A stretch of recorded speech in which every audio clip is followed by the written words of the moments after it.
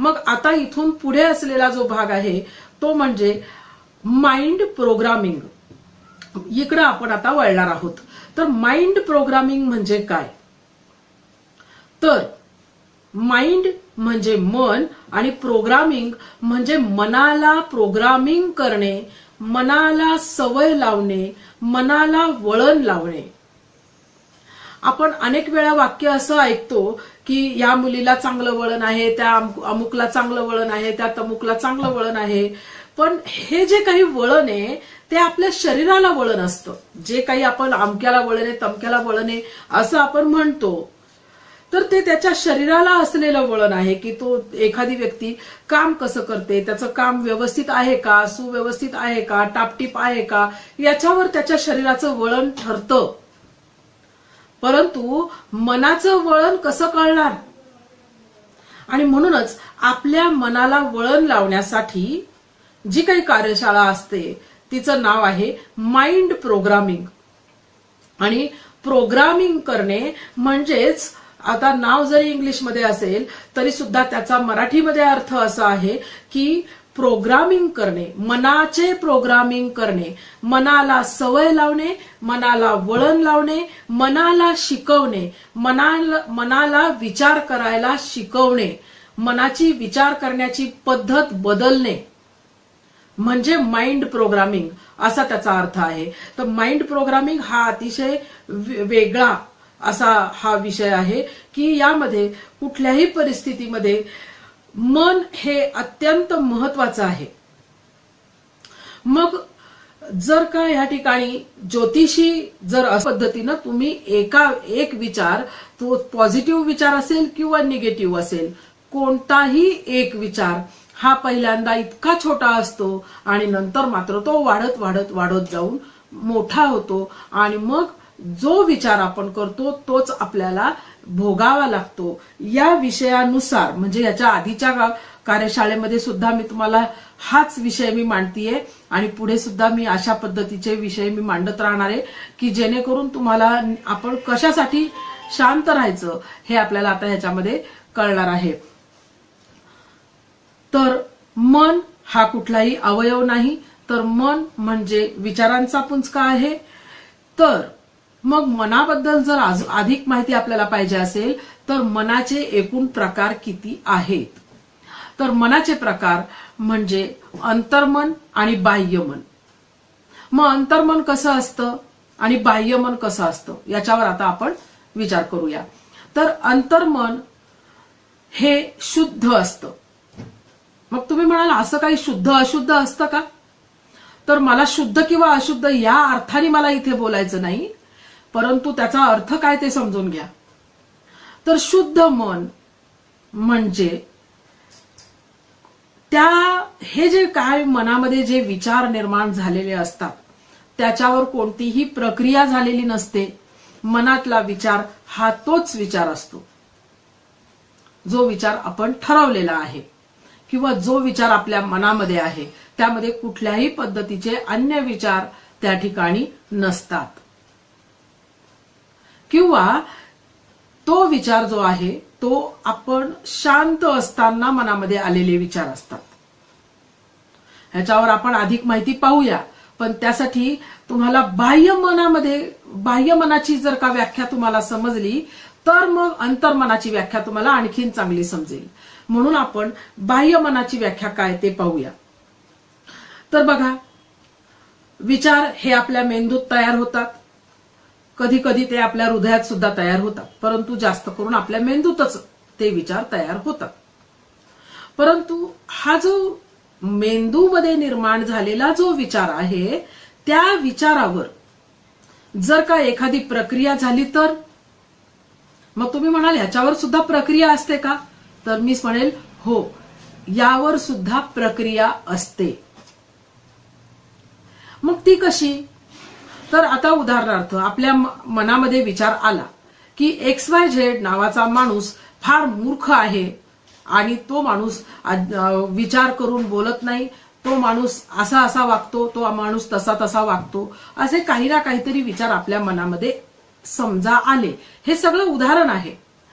तर आपण प्रत्यक्षात जेव्हा त्या व्यक्तीबरोबर बोलत असू, XYZ बरोबर जेव्हा आपण बोलत असू, तेव्हा आपण असाच विचार करतो का? तर विचार आपल्या मनामध्ये हे असेच आहेत, परंतु जेव्हा त्याच्याशी आपण बोलत असू तेव्हा आपण त्याला म्हणू, किती रे शहाणा आहेस तू, किती चांगलं काम करतोस, आणि खरंच तू अतिशय हुशार मुलगा आहेस, किंवा तू अतिशय हुशार मुलगी आहेस, बाई आहेस, जे काय आहे ते. मग हे आपण वाक्य काय केलं? मनामध्ये एक आणि तोंडामध्ये एक. म्हणजे काय? आपल्या मनाला माहिती आहे की ह्या माणसाला आपण डायरेक्ट आपण म्हणू शकत नाही, तू मूर्ख आहेस असं आपण त्याला म्हणू शकत नाही. मग आपण काय करतो? त्या विचारांवर आपण प्रक्रिया केली. पहिला विचार आपल्या जेव्हा मेंदूमध्ये आला, त्या विचारांवर आपण लगेच पुन्हा विचार केला. असं नाही बोलायचं बरं का. मग काय म्हणायचं त्याला? मग आपलं लगेचच मेंदू तो तयारच असतो. मग तो मेंदू जेव्हा त्या व्यक्तीशी बोलत असतो तेव्हा त्याच्यावर त्या क्षणी प्रक्रिया होते. असं बोलायचं नाही, आपण आता असं असं बोलूया, आणि मग आपण पुढचं वाक्य बोलायला सुरुवात करतो. म्हणजेच काय की त्या मनामध्ये असलेल्या विचारांवर प्रक्रिया तयार होते, आणि प्रक्रिया झालेलं वाक्य, विचार केलेलं वाक्य आपल्या मुखामधून बाहेर पडत असतं. आणि म्हणून प्रक्रिया झालेलं वाक्य जेव्हा आपल्या मनातून बाहेर पडतं तेव्हा त्याला बाह्य मन असं म्हणतात. ह्याच्यासाठी पुन्हा आपण अजून एखादा विषय आपण या ठिकाणी घेऊ शकतो, की समजा एखादा मुलगा मुलगी कोणीतरी आहे आणि ती इंटरव्ह्यूला गेलेली आहे. मग इंटरव्ह्यू घेणाऱ्या ज्या व्यक्ती आहेत त्यांना समजा त्याचा इंटरव्ह्यू आवडला नाही, तर ते काय म्हणतील? इंटरव्ह्यू छान आहे, तुमची प्रोफाईल छान आहे, परंतु आम्ही तुम्हाला नंतर कळवतो. मग हा का बरं हा विचार असा आला त्यांच्या मनामध्ये? त्यांनी का बरं असं ते बोलले? तर त्यांना माहिती आहे आपण त्या समोरच्या व्यक्तीला असं नाही बोलायचं की तुझा इंटरव्ह्यू खराब झालेला आहे, तुला काहीच नाही सांगता आलेलं आहे, तुझे चुकीच्या पद्धतीनं तू बोललेला आहेस. मग अशा वेळेस तो माणूस, जे इंटरव्ह्यू घेणारे असतात ते विचार करतात, विचारांवर प्रक्रिया होते, आणि प्रक्रिया होऊन जे वाक्य बाहेर पडतं त्याचं नाव म्हणजे बाह्यमन. मग आपल्या रोजच्या जीवनामध्ये सुद्धा आपल्याला आतून जे वाटतं ते आपण बोलत नाही, आणि जे वरवर बोलायचं आहे ते आपण बोलतो, आणि वरवर जो विचार करतो आपण, किंवा वरवर विचार करणे म्हणण्यापेक्षा पण त्याला आपण असं म्हणूया की विचार करून किंवा प्रक्रिया करून जे वाक्य बाहेर पडतं ते वाक्य म्हणजे बाह्य मनानं तयार केलेलं वाक्य आहे. आणि अशा पद्धतीनं विचार केलेले जे वाक्य असतात ते वाक्य बाह्य मनाचे असतात. त्याला बाह्य मन असं म्हणायचं आहे. मग अशाच पद्धतीनं आता आपण जर का अंतर्मनाचा विचार केला तर अंतर्मनामध्ये मात्र अशा पद्धतीची कुठलीही प्रक्रिया तिथे होत नाही. कोणतीही प्रक्रिया त्या ठिकाणी होत नाही. जो खरा विचार आहे, जो पहिला विचार आहे, तो विचार तिथे कायम राहतो, आणि तो विचार अंतर्मनामध्ये राहतो. म्हणजे मनाच्या आतमध्ये तो विचार असतो. तो विचार तोंडातून बाहेर पडत नाही, आणि बाहेर पडला तो विचार तरी सुद्धा तो शुद्ध स्वरूपातच बाहेर पडतो, आणि म्हणून त्याला अंतर्मन असं त्याला म्हणतात. तर मग अशा पद्धतीनं अंतर्मन म्हणजे काय आणि बाह्यमन म्हणजे काय हे तुम्हाला या ठिकाणी कळलेलं आहे. मग आता आपण या ठिकाणी पाहणार आहोत की मनाच्या वेगवेगळ्या अवस्था कोणकोणत्या आहेत.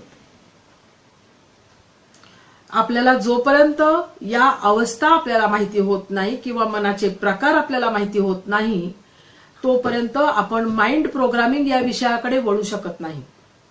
त्यामुळे आता आपण पाहणार आहोत ते म्हणजे मनाच्या वेगवेगळ्या अवस्था.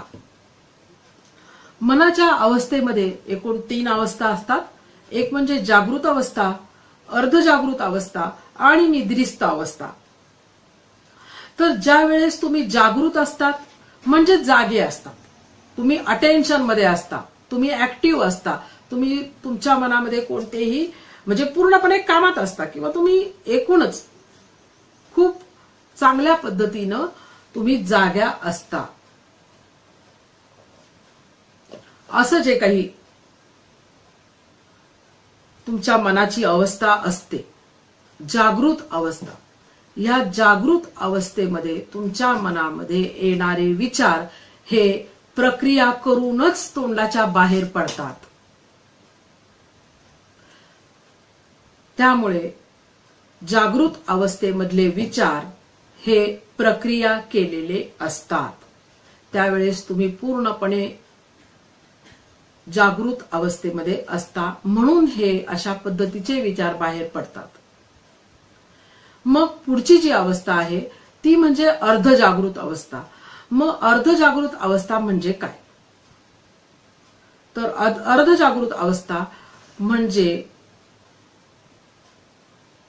आपण ज्या वेळेस पूर्ण जागेही नसतो आणि पूर्ण झोपलेले सुद्धा नसतो, म्हणजे जागृत अवस्था आणि झोपलेली अवस्था याच्यामध्ये जो काही साखर झोपेचा काळ असतो किंवा याच्यामध्ये जो काही थोडासा एक 10-15 मिनिटाचा वेळ असतो, झोप लागण्याच्या आधीचा काळ आणि आपण जागे असतो जागे असल्याच्या नंतरचा काळ, या दोन्हीमध्ये असलेला जो संधी काळ आहे त्या संधी काळाची जी अवस्था आहे ती अवस्था म्हणजे ही अर्धजागृत अवस्था. अर्धजागृत अवस्था असण्याची गरज काय आहे? कारण जर का तुम्हाला सेल्फ हिप्नॉटिझम शिकायचं असेल आणि स्वतःच स्वतःच्या मनाला प्रोग्रामिंग करायचं असेल किंवा मनाचं प्रोग्रामिंग, माइंड प्रोग्रामिंग जर तुम्हाला तिथे करायचं असेल तर तुम्ही काही प्रमाणात जागृत असणं सुद्धा आवश्यक आहे. काही प्रमाणात तुम्हाला जर का तुम्ही जागृत नसाल, पूर्ण झोपलेले असाल तर तुम्हाला विचार करता येणार नाही, तुम्ही तेव्हा झोपलेलेच असणार आहे. आणि म्हणून अर्धजागृत अवस्था खूप महत्वाची आहे मनासाठी. तर आपल्याला आवश्यक असलेले सर्व विचार, बघा मी काय म्हणते, आपल्याला ज्या विचारांची आवश्यकता आहे, आपल्याला जसं घडावं असं वाटतं, आपलं जीवन कसं असावं असं आपल्याला वाटतं, ते विचार या 15 मिनिटाच्या काळामध्ये करायचे असतात की ज्याला संधिकाल असं म्हणतात, ज्याला मनाची अर्धजागृत अवस्था असं म्हणतात, ज्याला मनाचा संधिकाल असं म्हणतात. ह्या संधिकालाची जी अवस्था आहे त्या अवस्थेमध्ये आपल्याला हवे असलेले विचार करायचे आहेत आणि हवे असलेले विचार अंतर्मनाच्या माध्यमातून करायचे आहेत. मग अंतर्मनाची जी अर्धजागृत अवस्था असते त्यावेळी आपल्याला हवे असलेले विचार करायचे आहेत. म्हणून लक्षात घ्या, आपल्याला कोणकोणते विचार हवे आहेत, आपल्याला आपलं जीवन कसं हवं आहे, आपल्याला पुढील काळामध्ये कशा पद्धतीनं जीवन जगायचं आहे, हे तुम्ही एका पेजवर लिहून काढा आणि तुम्हाला जे हवंय ते तुम्ही या संधी काळाच्या वेळामध्ये तुम्ही वाचायचं आहे. एकतर तुम्ही पहिल्यांदा वाचून घ्यायचे आहेत जे जे तुम्हाला हवंय. म्हणजेच मी तुम्हाला संधी काळाची जो काळ सांगितला तो कोणता सांगितला, तर झोप लागण्याच्या आधीचा काळ, झोप लागण्याच्या आधीचा आणि जागृत असता तुम्ही, म्हणजे तुम्ही ज्यावेळेस जागे असता त्या जागे असतानाच्या नंतरचा, म्हणजे थोडक्यात म्हणजे काय की तुम्ही बेडवर झोपायला गेल्यानंतरचा काळ. मग बेडवर झोपायला गेल्यावर लगेचच झोप लागत नाही आपल्याला. खरं तर तो एक वेगळा मुद्दा आहे की तुम्ही कसं कुठल्या वेळेस कसं म्हणायचं, तो एक विषय वेगळा आहे. कारण का तर सेल्फ हिप्नॉटिझम सुद्धा मी यामध्ये शिकवत असते. तर सेल्फ हिप्नॉटिझम म्हणजे आपल्याच मनाला आपण स्वतः हिप्नॉटाईट करणे, आपल्याच मनाला आपण स्वतः संमोहित करणे असा त्याचा अर्थ आहे. परंतु आपण सध्या त्या विषयावर बोलत नाहीये. आपण आता माइंड प्रोग्रामिंग या विषयावर आपण बोलतो आहोत. तर माइंड प्रोग्रामिंग म्हणजे झोप लागण्याच्या आधीच्या काळामध्ये, म्हणजेच तुम्ही झोपण्यासाठी जेव्हा तुम्ही बेडवर गेलेला असता तेव्हा तुम्हाला ज्या ज्या गोष्टी तुमच्या जीवनामध्ये हव्यात त्या गोष्टी तुम्ही एका पेजवर लिहून घ्या आणि त्या पेजवरची वाक्य पहिल्यांदा 3-3 वेळा वाचून घ्या. ती 3-3 वेळा तुम्ही वाचून घेतल्यानंतर मग तुम्ही झोपायला जेव्हा जाल किंवा बेडवर जेव्हा तुम्ही आडवे व्हाल तेव्हा तुम्ही कोणकोणती वाक्य म्हटला होतात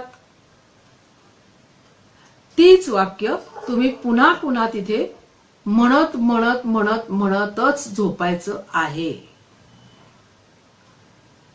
मग अशा पद्धतीनं तुमच्या मनाच्या प्रोग्रामिंगसाठी असलेला हा पहिला मुद्दा आहे. तुमचं मन कशा पद्धतीनं प्रोग्रामिंग करायचं तर त्यासाठी असलेला योग्य काळ म्हणजे हा वेळ आहे. रात्री झोपायला गेल्यानंतर प्रथम तुम्हाला जे हवंय तेच तुम्ही वाचून घ्यायचंय आणि जेव्हा तुम्ही बेडवर आडवे होऊन जेव्हा तुम्ही झोपेच्या अवस्थेमध्ये जाण्याचा प्रयत्न कराल किंवा झोप लागावी म्हणून जेव्हा तुम्ही प्रयत्न करत असता की आता म्हणजे तुम्ही त्यासाठी मुद्दाम वेगळे प्रयत्न करण्याची काही गरज नाही, पण तरी सुद्धा जेव्हा तुम्हाला झोपायचं आहे त्यावेळेस तुम्ही कोणती वाक्य 3-3 वेळा म्हटली होती तीच वाक्य पुन्हा म्हणायची आहेत. ती मात्र वाक्य न पाहता म्हणायची आहेत आणि न पाहता पाठांतर नंतर होऊन जातं. आपलं काय आपल्याला हवंय काय पाहिजे हे आपल्याला माहिती असतं आणि नंतर तुम्ही तीच वाक्य वाचायची आहेत. आणि ती वाक्य जरी तुम्ही वाचत असाल तरी सुद्धा हातामध्ये पेपर नकोयत. हातामध्ये पेपर न घेता तुम्ही ती वाक्य म्हणायची आहेत. मग त्यानंतर तुमचं जे माइंड प्रोग्रामिंग जे आहे त्याला सुरुवात होते. मग माइंड प्रोग्रामिंगला सुरुवात होते म्हणजे काय तर रात्रभर तुम्ही जी वाक्य तुम्ही आता म्हटलात, रात्री झोपताना तुम्ही जी वाक्य म्हटलात तीच वाक्य रात्रभर तुम्ही म्हणत राहता ऑटोमॅटिकली. जरी तुम्ही झोपलात तरी सुद्धा तेच विचार सतत रात्रभर घोळत राहतात आणि त्यानंतर तुम्हाला अशा पद्धतीनं खूप चांगल्या पद्धतीनं तेच विचार रात्रभर तुमच्या मनामध्ये अंतर्मनामध्ये राहतात. मग आता काय होतं, रात्र संपली, दिवस सुरू झाला. दिवस कधी सुरू होतो सूर्योदयाला. सूर्योदयाला जरी झाला परंतु ही वाक्य कधी म्हणायची आहेत तर संधी काळाच्या वेळेस. शक्य झालं तर संधी काळ म्हणजे कोणता काळ ते पाहूया. तर संधी काळ म्हणजे ब्रह्ममुहूर्ताचा काळ, की जो ब्रह्ममुहूर्ताचा काळ पहाटे 3 वाजता सुरू होतो आणि साधारणपणे पहाटे 5 वाजेपर्यंत हा काळ असतो. जर का तुम्हाला 3 ते 5 या वेळामध्ये जर का जाग आली तर तुम्ही या काळामध्ये तुम्ही हीच वाक्य पुन्हा वाचू शकता आणि त्याचे तुम्हाला चांगले रिझल्ट मिळू शकतात. परंतु जर धरून चला की तुम्हाला नाही जाग आली, 3 ते 5 या वेळामध्ये जाग आली नाही आणि तुम्हाला जर का तुम्ही 6 वाजता उठलात किंवा 6:30 वाजता तुम्ही उठलात तरी सुद्धा ती काल जो तुम्ही जी आदल्या दिवशी रात्री जी वाक्य तुम्ही वाचली होती तीच वाक्य पुन्हा दुसऱ्या दिवशी सुद्धा सकाळी सकाळी तीच वाक्य वाचायची आहेत. रात्री झोपताना ती वाक्य पहिल्यांदा वाचायची आहे. त्यानंतर रात्री आपण जेव्हा पूर्णपणे झोपेच्या अवस्थेमध्ये जात असतो तेव्हा झोपल्यानंतर सुद्धा तीच वाक्य पुन्हा म्हणायची आहेत आणि दुसऱ्या दिवशी उठल्यानंतर सुद्धा प्रथम तीच वाक्य म्हणायची आहेत की जी आपल्याला अपेक्षित असलेली वाक्ये आहेत, आणि त्यानंतर आपला दिवस सुरू झाला पाहिजे. म्हणजे त्याचा अर्थ काय, तर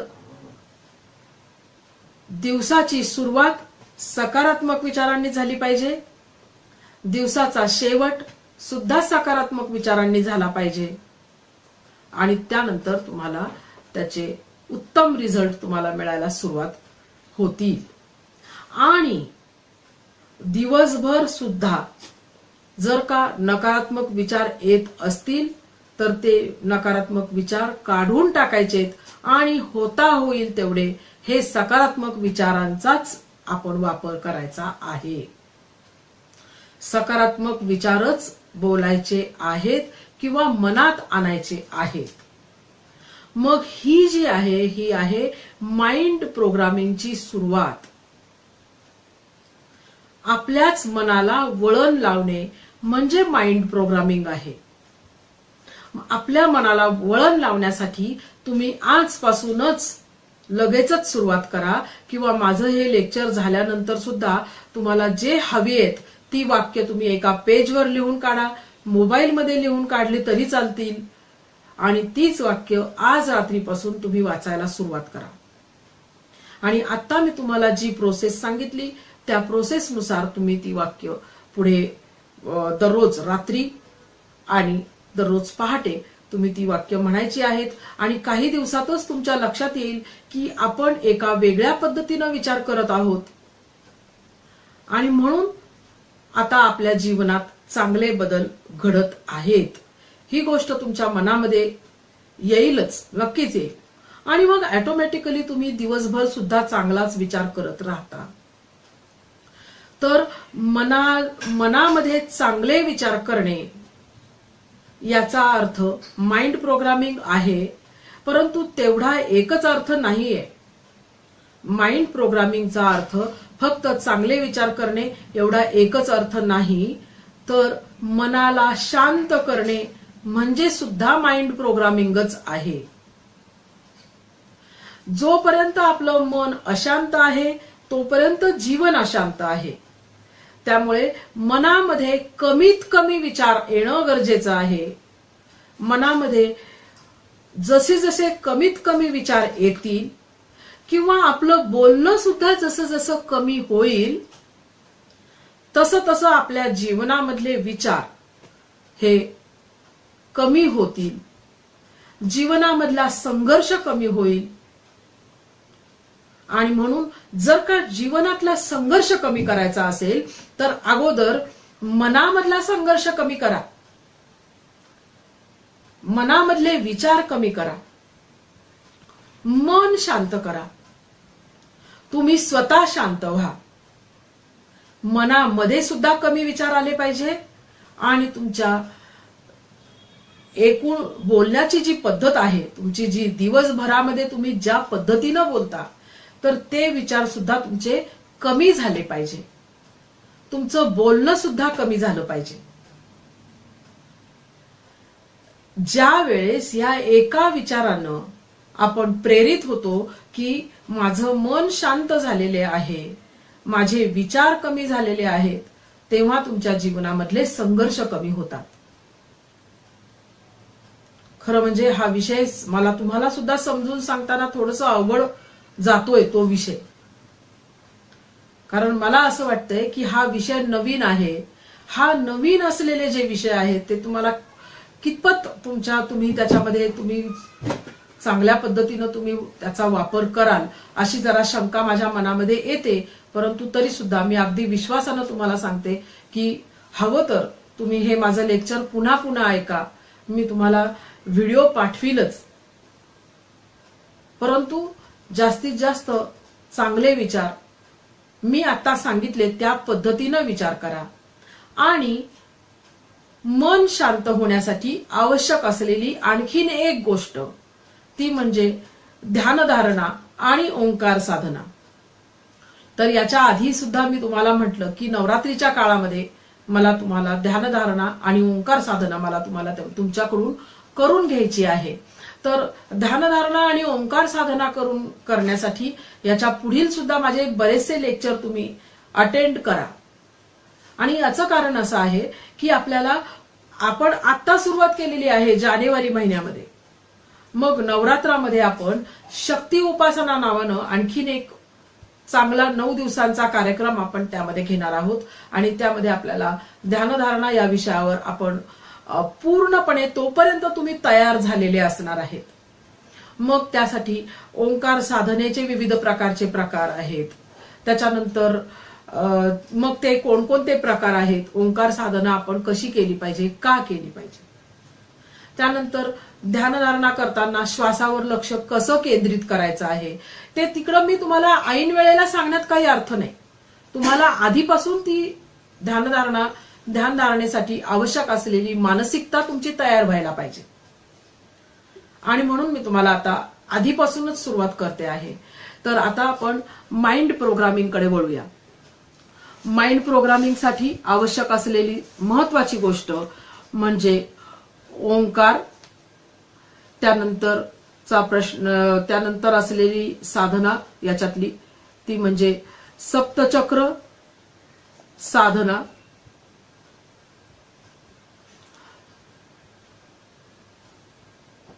निर्विचार होणे,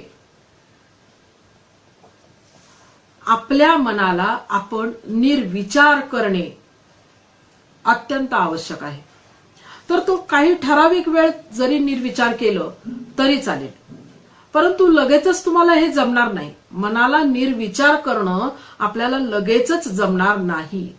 कारण आता मी तुम्हाला जे सांगतेय ती माइंड प्रोग्रामिंगची पहिली पायरी आहे आणि मनाला निर्विचार करणे ही माइंड प्रोग्रामिंगची शेवटची पायरी आहे.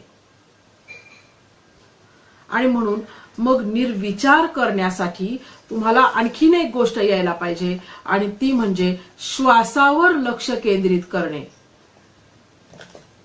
मग श्वासावर लक्ष तुम्ही कसं केंद्रित करणार याच्याकडे आपल्याला वळायचं आहे. तर हवं तर मी आत्ताही तुमच्याकडून ती प्रॅक्टिस करून घेऊ शकते. तर आपण आता यानंतरचा एक श्वासावर लक्ष केंद्रित कसे करावे नावाचा मी आणखीन एक व्हिडिओ मी तुम्हाला पाठवीन आणि आपण त्याची प्रॅक्टिस आपण पुन्हा पुन्हा करू शकू. तर आता मी तुम्हाला एवढंच सांगेल, माइंड प्रोग्रामिंग म्हणजे आपल्या मनाला आपण शांत करायचं आहे, निर्विचार करायचा आहे, मनामध्ये जास्त विचार येऊ द्यायचे नाहीयेत, म्हणजे माइंड प्रोग्रामिंग आहे.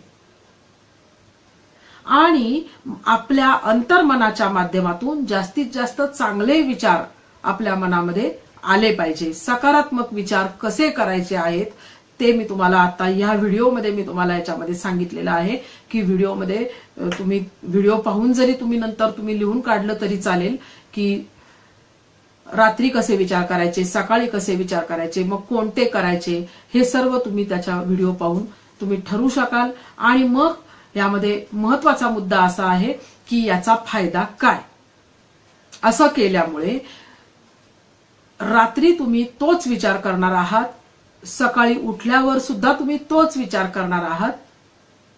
आणि म्हणून जो विचार तुम्ही रात्री केलेला असतो, सकाळी केलेला असतो, तो विचार तुमच्या अंतर्मनाने केलेला आहे. आणि जो विचार अंतर्मन करतं त्याप्रमाणे जीवनामध्ये घटना घडायला लागतात. आणि म्हणून आपल्या जीवनामध्ये चांगले दिवस यावे, आपल्या जीवनामध्ये संघर्ष कमी व्हावा म्हणून आपल्याला हे करायचं आहे. जीवनातला एकूणच संघर्ष कधीही करावा लागू नये म्हणून आपल्याला माइंड प्रोग्रामिंग करायचं आहे. आणि माइंड प्रोग्रामिंगचा हाच महत्वाचा फायदा आहे, हे लक्षात घ्या या ठिकाणी. तर मग आता यापुढे श्वासावर लक्ष कसं केंद्रित करायचंय याच्यावर आपण पुढील काळामध्ये बोलूया.